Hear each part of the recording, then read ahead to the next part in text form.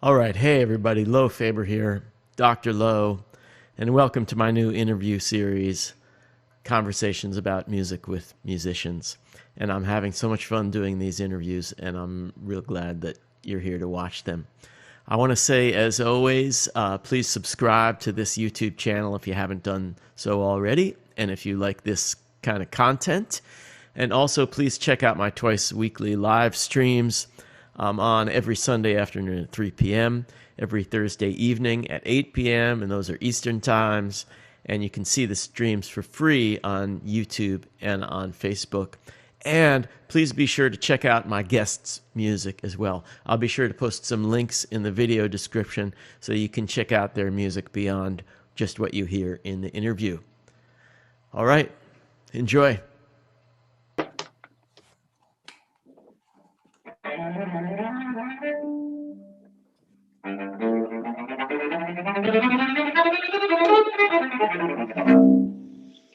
Hey man, how you All doing? right. I'm doing good. It's good to see you, Lo.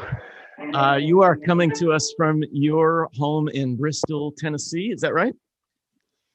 Yes, I am in Bristol, Tennessee, which is the birthplace of country music. And That's I right. have been living here about the last 7 months. It's been pretty great. Uh, So, okay. Yeah. So you're originally from New York City, and then at the beginning of the pandemic, you were in Pittsburgh for a while, right? yeah, I right at the beginning of the pandemic, I had just begun a tour with Rachel Sage, who's a songwriter I've worked with for many years. She's really terrific. And she was opening for Howard Jones, the 80s brilliant pianist songwriter. Uh huh. And we got about 4 gigs in, and we were in Pittsburgh, and the world shut down. And, and all I remember is Rachel being like, "Don't go back to New York." And my friend in Pittsburgh was like, "Stay here." And it's like some weird action movie moment where I was like, "No." Anyways, so my friend from Attack Theater, the dance company in Pittsburgh, found me like an Airbnb, and I thought that I would be there for like 2 weeks, as we kind of all did at that point. And then I stayed there for a few months, and I recorded a lot with this friend of mine, Mac Inglis. And then eventually, a good friend of mine, Blake Collins, who's this insanely talented virtuoso mandolinist, was like, "I've got a garage house out back in Bristol. You better move here." And I was like, you know what? Small town looks pretty good. I just want to go play some bluegrass and get out of city life. So it's been pretty great and weird, as it is for everyone right now. So I always Yeah. used to teach my students about the Bristol sessions when I taught a class in the history of the music industry. And I would always, because it's right about halfway between New Orleans and New York, and I've driven that drive back and forth many times. So I would often spend the night around, somewhere in East Tennessee, and usually stop at the Country Music Museum they have there. It's pretty cool. And, Yeah, it's and a oh, sorry, go ahead. Yeah. I was just going to say, all my viewers should make it a point to go there sometime. And had you ever spent any time around Bristol before this? Yeah, I mean, one of the reasons I moved here is that I've been coming here a lot for about 11 years. I first came down to record with the late great Dr. Ralph Stanley, Hmm. whom, in case some of the viewers don't know, was sort of one of the, I guess, considered sort of great uncles of bluegrass. He Yeah. is probably most popularly known for his features in the film "Oh Brother, Where Art Thou," in which he sings "Man of Constant Sorrow" and "Oh Death." I had sort of awkwardly fallen into his life through a really good friend of mine, Jeremy Fishbach, who was a former like friend slash manager. I Oh, don't I know if know it was like, Jeremy because he lived down yeah, there. Yeah. yeah, Yeah. he actually lives in New Orleans now. Yeah. And Jeremy's an awesome musician, and he had connected us, and actually our first session was an absolute disaster. We recorded a song that was written by someone. This song that my friend Chuck Palmer, who's my longtime collaborator, brilliant drummer Sure. producer, has somewhere hidden on his computer that no one will ever see. And the song is called "Manjo," and it's about someone who's half a banjo and half a man. And it was not written by me, and it's not my fault that I was part of it. And That all I sounds like remember is, just something that should never have happened. yeah, and I just remember Dr. Ralph sitting there going, this is awful. Like, so, so needless to say, I sort of went home kind of dejected, feeling like the whole thing was a complete failure. And then a gentleman named Paul Cusco, who's been a really interesting Appalachian historian who really helped me get a sense of all the old time music around here. He sort of brought me and Ralph back together, and we did a wonderful session of an old song called Jacob's Vision, which came out. And then I ended up opening for him, and a lot of different things happened over the years and really fell in love with this region. I mean, one of the things that really got me heavily involved with the region was actually education. There's an organization called Pro Art Virginia in Wise County, and they brought me, Chuck, and Ariel de la Portilla, my trio, in several years in a row. We would play 70 or 80 school shows in a row. And that sort of, in a way, sort of like cemented my, and I've always been, when I, Lo, and to go into our history, when I played in your band, I was particularly bad at bluegrass, actually. It was like one of my weakest styles, coming out of, just being sort of fresh out of Juilliard, and being all uptight and classical. And so it has been sort of a lifelong desire of mine to learn how to play old time music. And now I can say pretty happily that I'm incredibly mired in it. Yeah.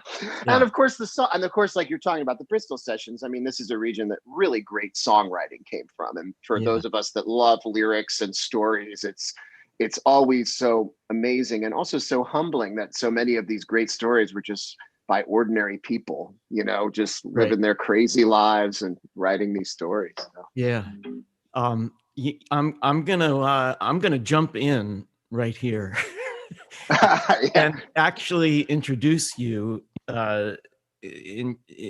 because a lot of my viewers might already know who you are, of course, but a lot probably don't. So my guest in this video is Dave Eggar, who is a cellist and keyboardist and producer and arranger from New York City originally, but he has traveled the world and currently residing in Bristol, Tennessee. And to list all the people that Dave has played with would be a fruitless exercise because it's probably most of the famous musicians in the world. But I'll just say, off the top of my head, Dave has played with Michael Brecker, The Who, Josh Groban, Foreigner, Coldplay, Frank Ocean, and most importantly, the Lo Faber Band. That's right at the top of the resume. Absolutely. And you're also a graduate of Juilliard, and you have a degree from Harvard. You've had a new age piano recording contract in Japan. You're classically trained, but you're also, as you've said, immersed in bluegrass and Americana roots music. You've really, really done it all. And I am in continuous awe of you, Dave, as a musician. And the move to Bristol makes total sense because I've always noticed from back when we were playing in a band that you have a way of really making yourself at home in an environment, whether it's a musical environment or a geographical environment, right? You have a way of really creatively adapting and bringing something that's very special to it. So I can only imagine all the work that you're doing in a couple different studios in Bristol. And I also have to say thank you so much for the amazing work that you've done on the new Dr. Lo record, which is coming out in a few months. But if you're watching this on YouTube in the future and the record is already out, then those string arrangements on Kenosha Baby, Guns and Sharp Swords, and Down at the Fly were done by Dave in Bristol, Tennessee. And I think that is beautiful work, and I thank you so much for it. Thanks, Dr. Lo. And I just want to say that one of the big silver linings for me about the pandemic has been being able to work and reconnect with artists like yourself that I've worked with for many years, but maybe haven't had as much of a chance with all the busy touring and other things, teaching and stuff, to really, focus on their work, with us having to do everything remotely now. Since I came to Bristol, this is a little bit crazy, but it's mostly because I've been in the studio every day. I moved to Bristol in the 1st of July. I've worked on over 250 records here since July. And over half of them have been artists that are good friends that we just didn't have a chance to really dig in. Yeah. But those have been my favorite things with the virtual thing, because like you and I have so many flight miles from the past that it's really fun to now have time to really sit down, not with a busy performance schedule, and look at a song like Kenosha that deserves an amazing arrangement and actually spend 8 hours on it. Not be like, oh my God, I have to squeeze this in between this and this and this, but really be like, actually, like with that song, which is an absolutely extraordinary song, and I'm really excited for the viewers to hear it, or if they have, once this has come out, it was really great to just take an entire day and be like, I really think about a lot of different sort of approaches to arrangement that have Americana influences, that have also a little blues influence, but also sound classical. Rather than, before the pandemic, anytime I had something like that, it was like rushing into a studio, and there would be the artist would be like, oh, I have to be at, my Broadway show, I'm playing it in 2 hours, and let's just quickly throw something down. And so I do think a silver lining has been that. I think your new record is just, all your music is great, Lo. Come on, man. You taught me a lot back in the day and continue to do so. I do credit you often, because you were one of my first touring rock bands, if not the first. I tour you with a lot of the sideman skills that I applied to things later, and I got to mess up in your project so that I wouldn't mess up in things like Evanescence later. So I'm grateful to that. But I really love these new songs you've written, man, and I'm really excited for people to hear them, man. It's a great output. Thank you. I really appreciate it.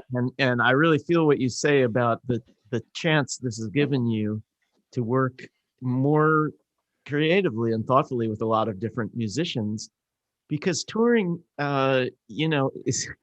touring's great. It's amazing to see the world, and it's amazing to play in front of people live, and that we love touring, but there is something about touring that it's not really the creative part. Right? It's more of like the going out and doing it, the execution. But creating the music, whether it's songs or arrangements or recordings, it doesn't take place on the road. And yes, there can be improvisation, and that's a type of creativity. But there's another type of creativity that happens when you don't have to be on the road, right? No, yeah.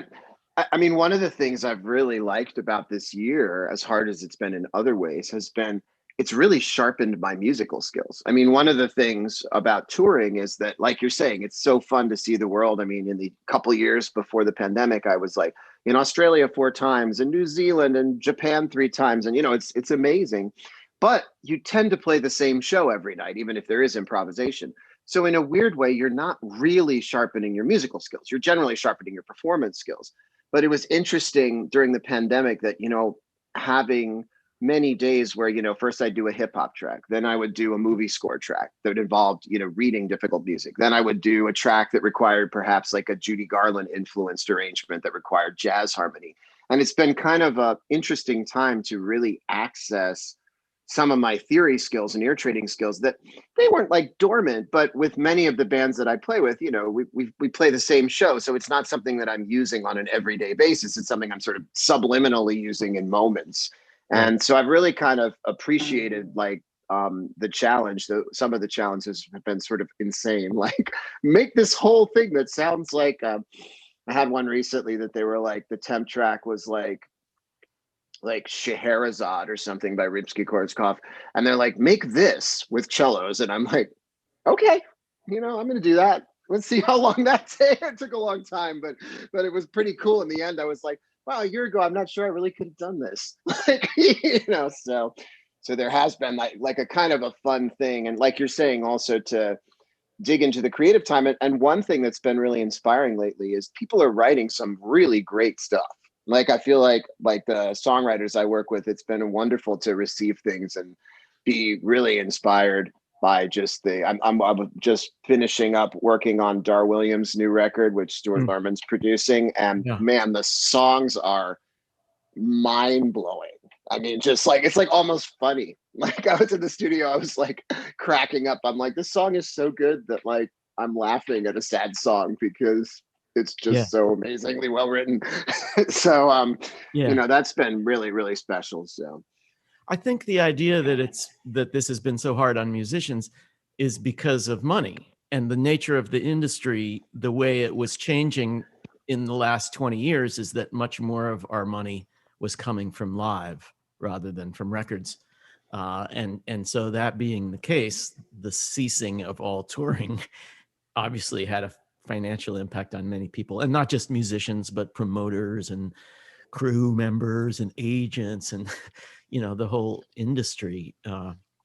But if we can figure out a way to make the money work, it is kind of nice to have all this time for creativity. And you're right. I know a lot of people who are writing great stuff with more time on their hands, and and some of them who are yeah, also and it kind of comes. freaking out too. Yes, there's a lot of freaking out going on. But to your point about monetizing only the live element, I mean, I actually think that this focus on this creative period is actually very healthy for musicians, because I think gaining a self-esteem about the creative work is, Yeah. I think, something musicians need back. I mean, I am involved in a fair amount of film and television music, and I'm seeing these companies now shift back towards the importance of content and monetizing content, and not just being like, no, you can just have it. No, you can just have it. Let's just use it for every fitness video. Let's just use it in every film for free. But actually be like, no, somebody made this. And, Right. if you want to use it, it costs money to make it, and you might have to pay to use it, And I think that's really good, because I think, for musicians where the content and the content making is what shines, I mean, it's always been sad for me that some of my absolute favorite songwriters have really, really struggled financially despite being like absolutely brilliant. Um, and I think that, maybe it is a time to shift kind of how we perceive, you know, the dissemination of content in a lot of ways. So, I'm kind of excited to see where that goes. Of course, like everybody else, I miss performing. I mean, you've done an incredible job, Lo. All your virtual stuff is awesome. And I've done a reasonable amount of it, and some really fun stuff with Cruz Contreras from the Black Lilies. And I think we have something coming up also. And, my sort of little pod of people, like we all have like our, 4 to 10 people that we actually see. It's kind of like living on the space shuttle. And, Yeah. some of my pod actually are really good at music. So that's, thank God. So I get to do some little things. But, the energetics of just, experiencing other musicians on stage, or experiencing the energy of an audience. It's just, that's something that, we all miss. Oh, And I think absolutely. that's just that's a hard one. I just had an awesome band in. My friend Mike Bernos came up from Jacksonville, and everybody was COVID tested and everything. And so we did a safe in-person session. And the first rehearsal night, we actually had a rehearsal with 4 people. And Mm. we're playing, and I went home and I felt this kind of warmth where I was like, oh, that's right. That was a normal thing of just, doing it, and then, sort of coming home. So I'm looking forward to maybe summer, or when, more outdoor safe things can happen, and jamming some tunes. And I hope you Oh, get to yeah. get up here at some point, and we'll do Oh, some I will. bluegrass. I Be will. a lot of fun. I'm excited for that for sure. So yeah.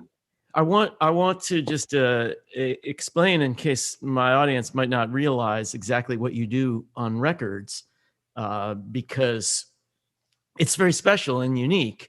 Someone will send you, me, for instance, a track, usually not finished, in progress, and you will create an entire arrangement, uh, and it can be anything from sort of a full orchestral texture to maybe just a solo cello, depending on what you feel is best for the song or what the songwriter wants. But you do it all yourself, uh, in most cases, right? Yeah, I mean, it's kind of something I got into in the end of graduate school. I was, I always knew, I really struggled with the idea of being a professional musician. I grew up with a music teacher parent who really didn't do well financially, and I went to college on a music scholarship, but I got there and I knew I didn't want to be in an orchestra. I knew that, like, most conventional cello opportunities weren't really sensible. So I majored in biochemistry. I did like pre-med. I kind of was like, all right, I need something practical that may go somewhere. And then Towards the end of college, music won out. I think what it was, I still remember the moment. It was one concert where somebody had gotten sick and I was the replacement, and I did the concert. It was really fun. And I was on the way home on a plane, and I was like, "What am I doing? This is ridiculous. I don't want to go to medical school. Like, I don't, like, I don't see a future for myself in being a doctor."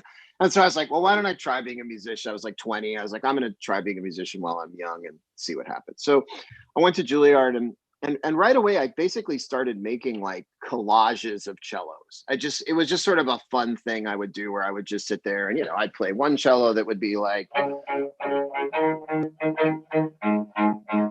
haha, just minutes, and then another one that might be like, or anything, or you could have one guy going and another one's like,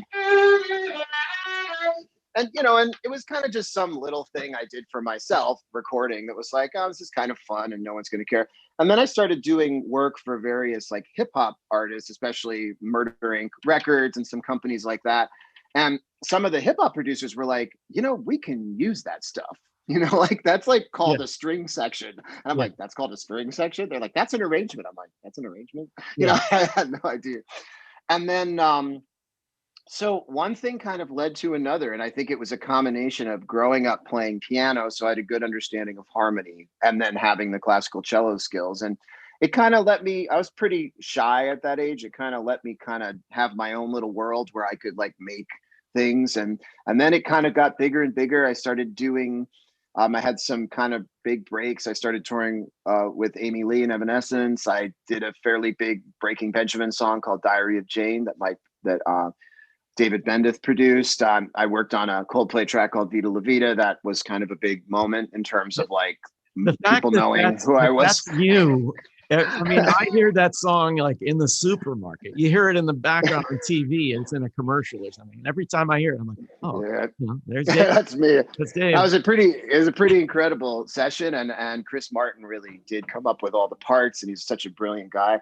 And then in around 2009, I started working with Chuck Palmer, who's an amazing arranger, producer, drummer, and kind of organized our business more. And it kind of grew a lot in terms of like stuff that I would do just with a violinist, like Katie Krezik, who's an amazing violinist who's worked with Adele for many years, and we would become the orchestra, and Chuck would arrange. And then that led to me and Chuck doing Frank Ocean's record, and then our first kind of foray into really large stuff was Foreigner, because we were sort of discovered through our Frank Ocean stuff by Stuart Young, who's Foreigner's manager, and he's like, "We want you to do a full orchestration." So that's when we kind of started, which now we've done a lot more of. We just did a symphonic Breaking Benjamin record last year of kind of writing for a full orchestra to play, which at first was really And hard so for in this me. case, you're writing out all the parts and everything. All the parts, yeah. And at Yeah. first that was really hard for me, because most of my parts come from improvisation, and I do Right. things that like I think sound good, and then I codify them. So Right. to be like, oh, now I have to write for other players Right. who aren't going to maybe give the same emotional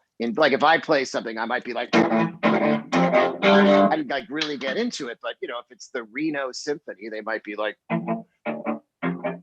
they're not as nothing about the Reno Symphony. They're Yeah. actually really good. I've actually hired them, but just to kind of like realize that I have to make more of a tapestry. So we had some really two guys who really helped me and Chuck, Tony Maselli, who's a great bass player, and Ken Lample from Australia, who kind of helped educate us in the beginning of the process, and then we kind of rolled on our own, and it was really fun. And last year we got to we did a tour of Russia and Europe with orchestra, and then we music directed the Nashville Symphony for a week with like 160 people on stage with choir. It was crazy and pretty fun. So it's been kind of an interesting journey, but I do think that a lot of my early influences, including you, Dr. Lowe, that helped me kind of understand how bands were put together and really how part writing worked, is really where a lot of my arrangement skills came from. And I really think that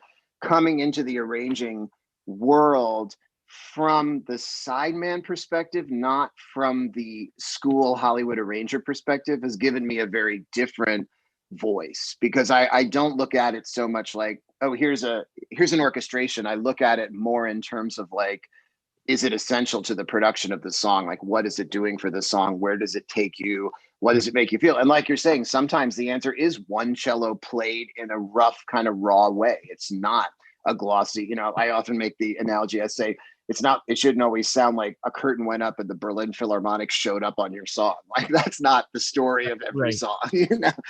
Uh, So, but I love it because it lets me be smart and kind of also play the cello. That sounded so dumb, but that's what I mean. It's kind of like, let's me uh, be smart. Let's me be smart and also play the cello. So, well, is that's two good things that we should all be so lucky to have two things that we can do. Can you tell us what are some of your inspirations or things that you really dig in terms of string arranging? We talked about some of them when we were talking about Kenosha and the parts that you constructed for that. Uh, yeah, absolutely. I mean, I remember very clearly around 2008, kind of crossing a bridge where I was getting such a volume of arranging work that things were coming to the table that they just weren't in my familiarity zone. There was a period, because of all the awesome things I got to do with Evanescence, that there was a lot of emo rock coming to the table and things that I was like, oh, I grew up with a lot of this. Like, I can kind of feel into this and sing parts and come up. And then suddenly I was getting, jazz records where the influences were Sinatra and Nat Cole with strings, or Charlie Parker with strings, things that I was like, okay, this is a little bit above my head. This is starting to get into an area where the voicing and the part writing is scary. And then weirdly, the straw that broke the camel's back was a little tiny stint I did subbing for somebody for Hall and Oates, and because of the amazing violinist Lorenzo Ponce, and realizing I was really struggling to play those string parts. It was not easy. I looked at the part and the part looked easy. And then when we play it in context, it was a struggle. Like, I was having bow distribution problems. I couldn't quite get those riffs in the pocket. And I came off of that going, I really don't know how to do this Motown string thing. Like, I want to think that I do, but I really don't. There's a lot more to it. So I went and got all the like Marvin Gaye splits. You can actually get all the stems of Marvin Gaye songs and listen to oh, the cool. strings. And it kind of went into a really deep dive where I really started just really studying string stems on recordings, where I was like, Wow. and it was so much fun. It was like doing character actor work. It was like, who were these people who played this music? What did they think about? What were their lives like? Like, how do Man, they use the that bow? that sounds amazing to me because I'm kind of a music theory geek anyway, Yeah. and I man, we could do a video series sitting down and listening to stems, right? I mean, no, From I mean, favorite it records. was, yeah, I mean, it really awakened my music historian, because I love history Yeah, and sociology. And so for me, I was like, oh my gosh, finally I'm finding a way in that's not like play these notes. It's like, why do they do those little accents before they change the bows? Like, what was that about? And then reading about, not re, there were so many Russian musicians in Detroit playing on those Motown records, and that's interesting. And who were those people? And so it was a really rich kind of area. And then obviously yeah, studying, things we all think about, like Kashmir and the Beatles and Bittersweet sure. Symphony, and, sort of learning these iconic tracks and how they were orchestrated. Stones, And so, Moonlight Mile, you know that one? yep. Great arrangement. And it kind of goes into something, when I was 17 and 18, I got to occasionally take lessons with Yo-Yo Ma, who obviously, I mean, any cellist who doesn't say that Yo-Yo Ma's their hero is lying. I mean, of my generation. I mean, basically, we all grew up with Yo-Yo Ma as our Yeah, like Jimi he's Hendrix, because unavoidable. we want to be him. We love him. It's like everything he does is like gold. And but he actually, we had one lesson, and I'll never forget what he said. He said, classical music isn't art until the archaeology starts. Right. And it was and I just remember that moment so vividly, where I was like, wow, he's so right. He's like, up till there, it's a video game. He's like, when the archaeology starts in classical music, that's when you start expressing, and that's when the art starts. And I love that idea. And like, I've started a little project here in Bristol with this great pianist, Peter Ryan, who's teaches at the University of Virginia, right up the road in Wise, because Bristol actually is on the border of Tennessee and Virginia. And it's been kind of fun just to Right now, we're talking about doing a Rensky trio with another friend of mine, Sean Clare, great violinist in the Knoxville Symphony.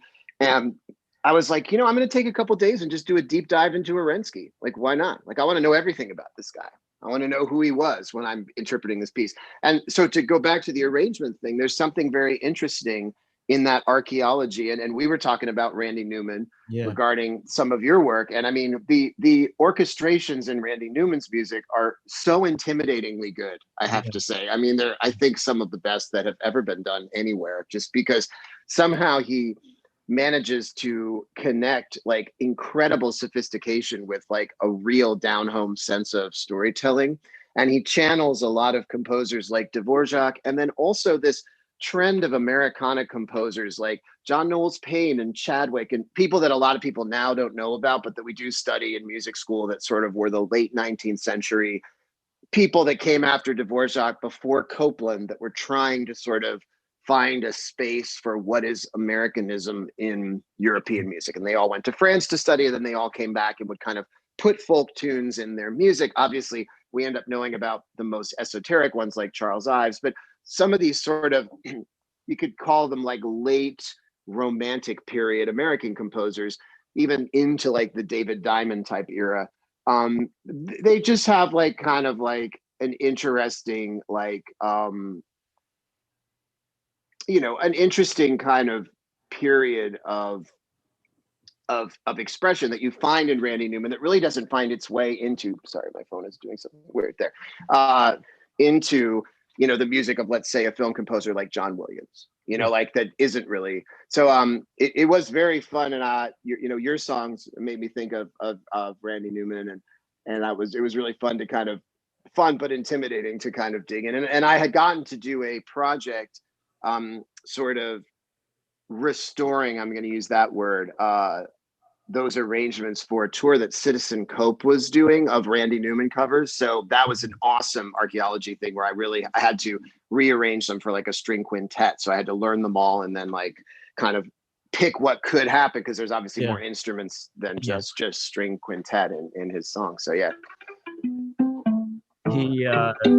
I mean, he was, I believe, making his records in LA with the best orchestral musicians and the best studios, and probably a lot of the same orchestras that were recording film music every day, right? So he just had that great resource at his disposal. And his arrangements are so, there's the sweetness, but then there's there's edginess to it as well, and there's dark, and the fact that he's also the songwriter and he's arranging for his own songs is pretty unique.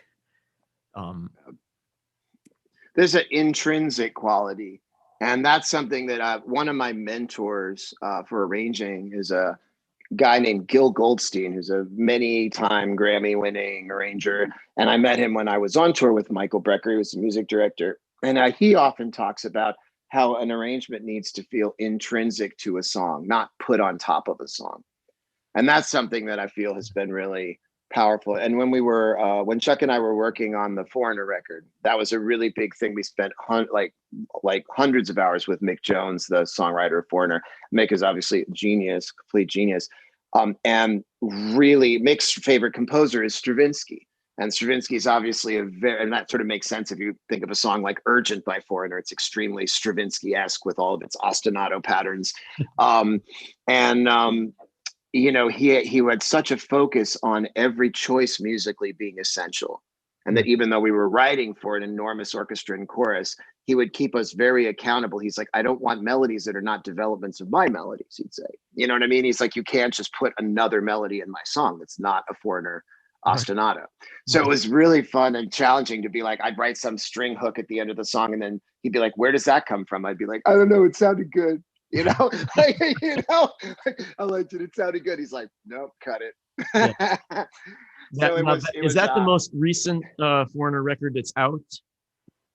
Yeah, it is. It came out a couple years ago. It's actually called Foreigner and the 21st Century Orchestra. Okay. And it's pretty awesome. And we do kind of all the hit songs, but we also got to write with Mick, like overture inspired by Don Giovanni using Foreigner themes in a contrapuntal fashion, as well as some choral works that we co-composed with Dina Finet, who's an awesome artist in her own right and sung with Trans-Siberian Orchestra. And she did some Ligeti-inspired choral piece that she co-wrote with Mick. That's pretty amazing. So we got pretty weird. It got pretty weird, but also very awesome. And it's great to be like, you're nice. You have really played in more genres than any musician I know, I think. I mean, you've played pure pop, you've done singer-songwriter, you've done hip hop, you've done the classic rock, Foreigner and like The Who, and you did Quadrophenia. You've done traditional classical, and you've done very experimental classical, and you've done bluegrass. I mean, that for most musicians to be able to travel like that across styles is something that we never get to do, because we end up in our genre that we have our audience, and that's what we do. So that's really special. Thanks, man.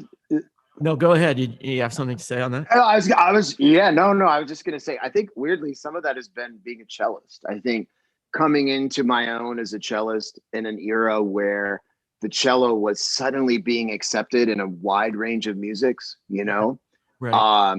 And as I said, also seeing classical music industry kind of collapse, and also knowing that I'd rather have a different kind of job than have an orchestra job, just for my own personality. I was working in a law office when I was a graduate student. I was fine. I was like, prefer that to an orchestra job. For me, for somebody else is different.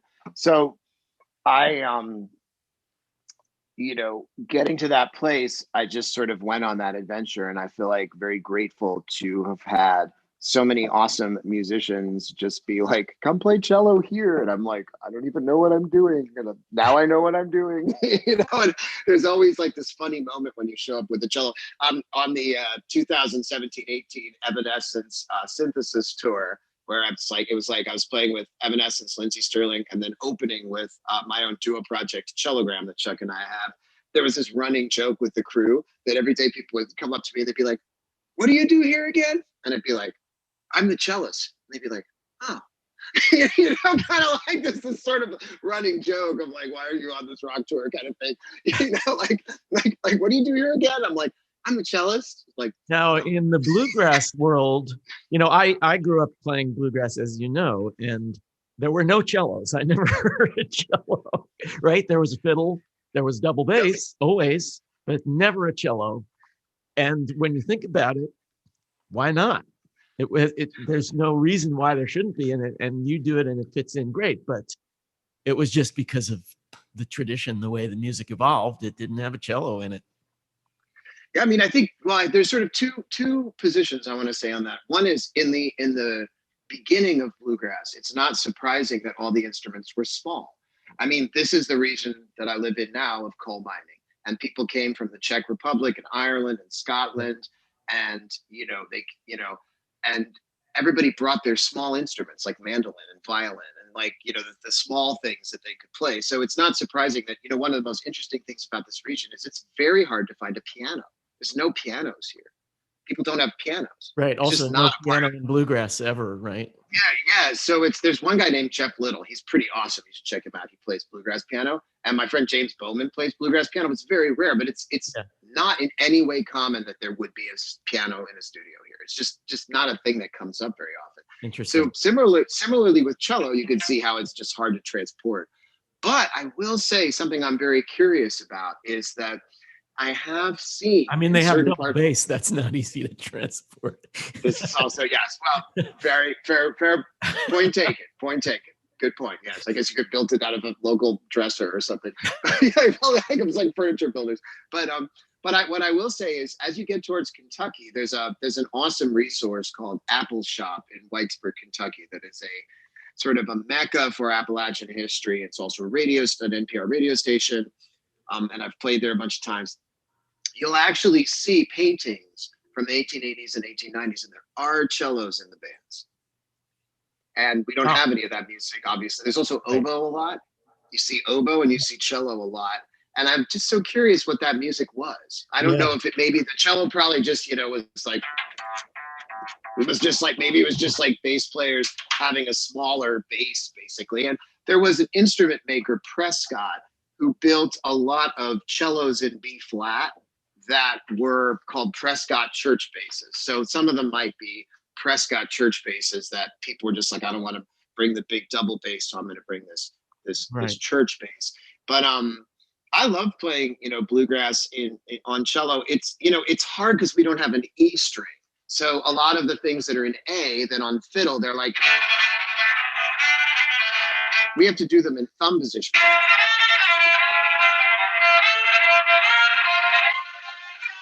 And that's kind of that's really fun, but kind of scary. And especially if the cello goes a little bit out of tune, it's kind of awful sounding. So you have to be a little careful. But I really love, one of the things that's been so great about living around here is everybody I know is so good at their instruments that they're constantly giving me a run for my money. All my friends that I just hang out with. So that's kind of great when you're like next door neighbors, like, hey man, you want to have a picking session? You're like, oh, this will be fun. And he's like, and you're kind of like, oh, picking session means I should warm up for an hour. Cool. That's right. I want to go back to what you were saying a moment ago about bluegrass, because to me, bluegrass is taken by a lot of people who don't know that much about it as being sort of traditional music, tradition-bound music, but it is not that at all, right? It's a very modern music that is very open to creativity and change, actually. It was kind of invented very suddenly in the 1940s by Bill Monroe and a small group of other very talented musicians. And I often actually make the comparison to bebop, which was happening in the jazz world at the same time.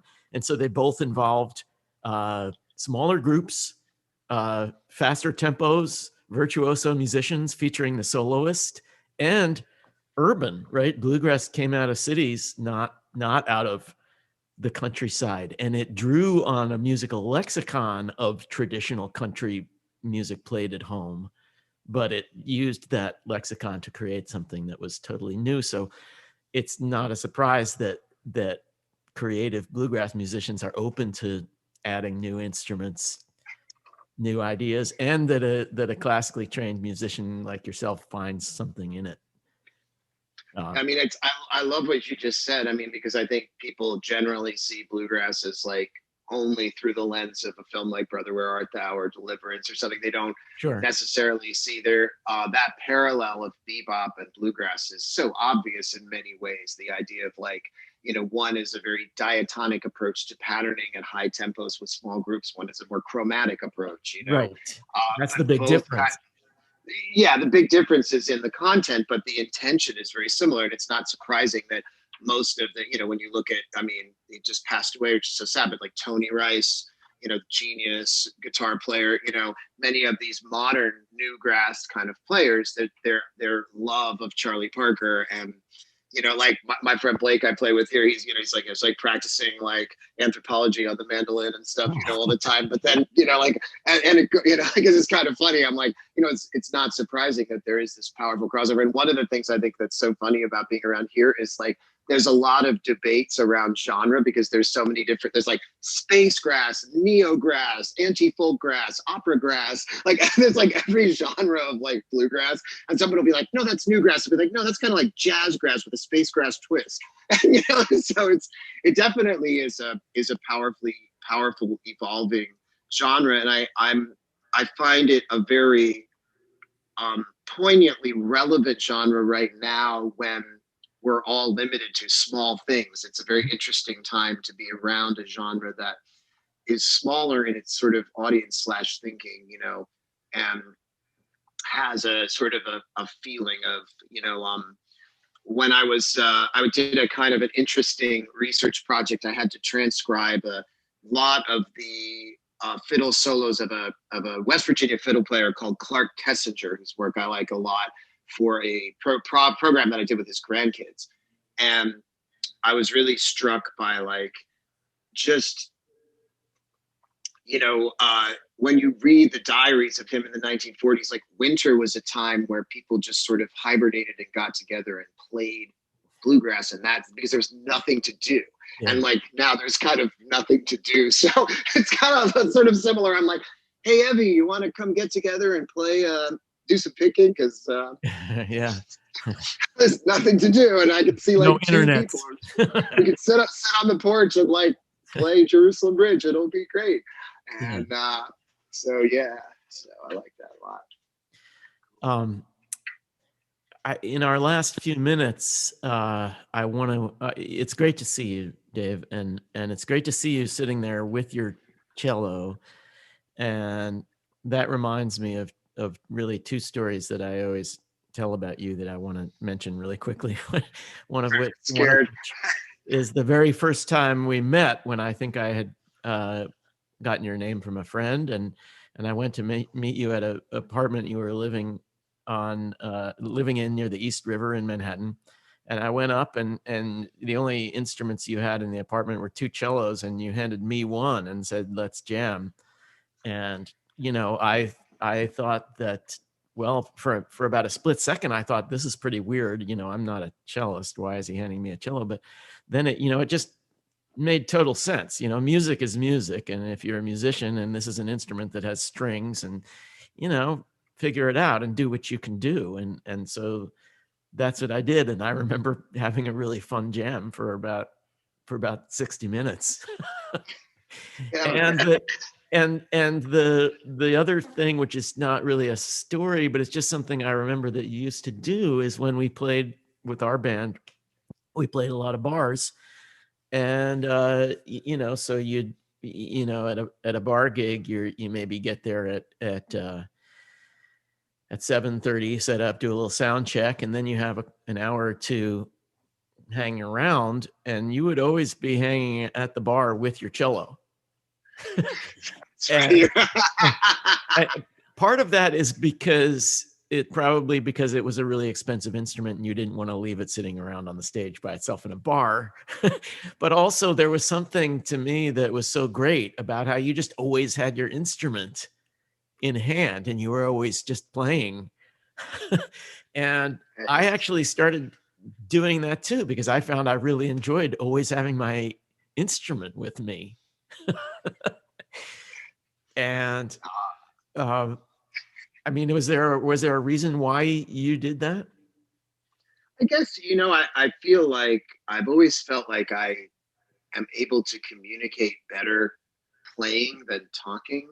And I think it's just something about, I think I was a shy kid. I went to a pretentious prep school, but I was like the poor kid at the prep school. I always did well at school, but I always felt kind of like I didn't make sense there. And even when I went to Juilliard pre-college, I was like the sort of poor kid at the, fancy school. And so I think like cello was something that just clicked. It's like I got a cello when I was 7 in December, and by June of that year, I was already in the little local, kids orchestra, and I was doing well. And I think it was just a way that I could express myself without talking that felt good. And so I always feel like when I was living in New York, I would always feel like on days that I left the apartment without a cello, I'd feel like something was missing, or that I wouldn't be able to communicate as well. It's sort of a little codependent and messed up, but it's also pretty cool. But another piece I want to say, because I think it's something that's very interesting about your playing. I'm going to give you a compliment now, if that's okay,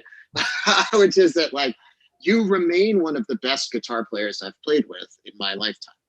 And it's because of and I've played with a lot of fancy people. The reason is because you have an ability to speak through your instrument. And a lot of my jazz teachers would say that. They would say, don't just sing through your instrument, speak through your instrument. And a lot of people that have a lot of music school, they learn to sing really well, but sometimes they don't really learn how to be poetic, how to craft a solo that has like, a meaningful narrative to it. They learn how to craft a solo that has theory information. They learn how to project a solo to an audience. But that idea, whether the soloist is Coltrane or Stevie Ray Vaughan or I'm trying to think of some string players I love, Jeremy Kittle, whose solos I love, it's still poetry. And I feel like you've always had that in your playing.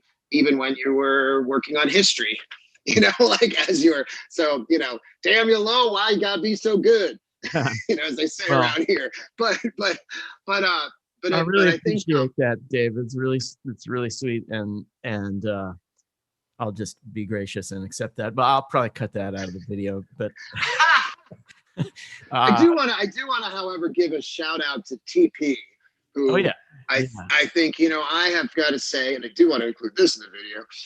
I do want to say how much I've enjoyed you guys' collaborations this last year, and what an awesome journey around the world TP and I ended up having as a result of being in your band. We right. started pairing up for years with the Pittsburgh-based dance company Attack Theater. We went to Right. Indonesia, we went to Japan, and when you're talking about sort of polystylism in music, I mean, one of the things that, there's one part of playing in many styles that has to do with like, I want to do this because I'm interested. There's also a part that just happens. Like TP and I weren't planning on going to Japan for extended periods of Right. time, but the dance company got this project. And so we ended up immersed in sort of avant-garde electro Japanese music, which is something that a cello player and a jam band bass player would never have been part of.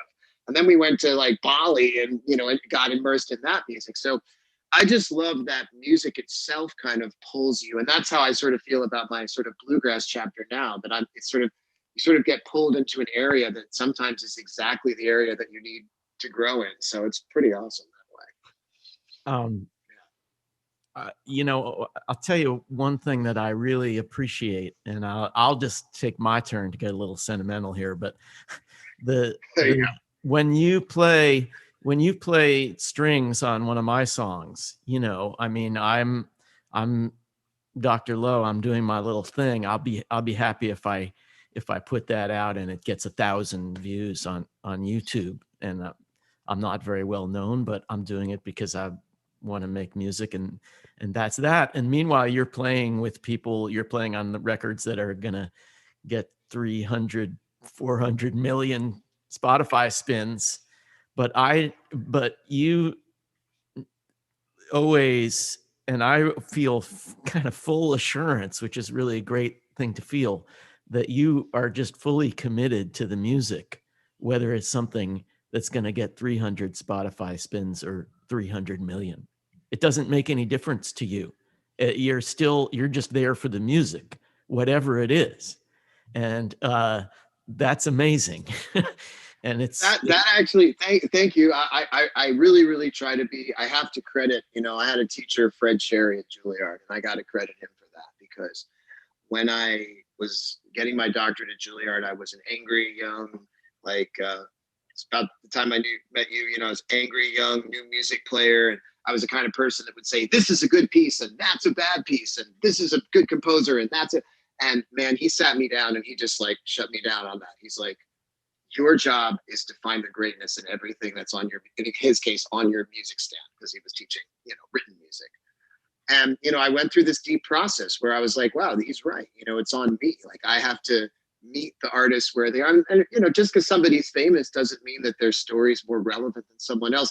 My sister is a therapist, and I think at one point she said to me something. She's like, that's almost like treating your patients better because they're famous than your other patients. right.